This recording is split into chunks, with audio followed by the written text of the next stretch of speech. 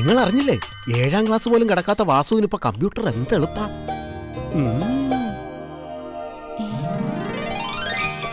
അമ്മ ശ്രദ്ധിച്ചോ? ഇംഗ്ലീഷ് അറിയാത്ത അച്ഛൻ കുറെ നേരമായല്ലോ എന്റെ കമ്പ്യൂട്ടറിന് മുന്നിൽ ഇരിക്കാൻ തുടങ്ങിയിട്ട്.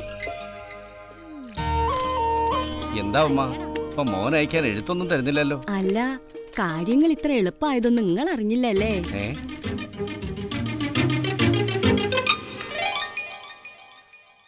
അത്ഭുതപ്പെടണ്ട, സംഗതി സത്യമാണ്. ഇംഗ്ലീഷ് അറിഞ്ഞുകൂടാത്തവർക്ക് മലയാളത്തിൽ കമ്പ്യൂട്ടറിലൂടെ ആശയവിനിമയം നടത്താം. കേരള സംസ്ഥാന IT മിഷൻ അതിനുള്ള അവസരം നിങ്ങൾക്ക് തരികയാണ്. ഓർക്കുക, കമ്പ്യൂട്ടർ വിപ്ലവത്തോട് നിങ്ങൾ പുറം തിരിയരുത്. കാരണം കമ്പ്യൂട്ടറിന്റെ ഭാഷ ഇനി മുതൽ നമ്മുടെ സ്വന്തം മലയാളം കൂടിയാണ്. നമ്മുടെ ഭാഷ നമ്മുടെ കമ്പ്യൂട്ടറിന് കേരള സംസ്ഥാന IT മിഷൻ.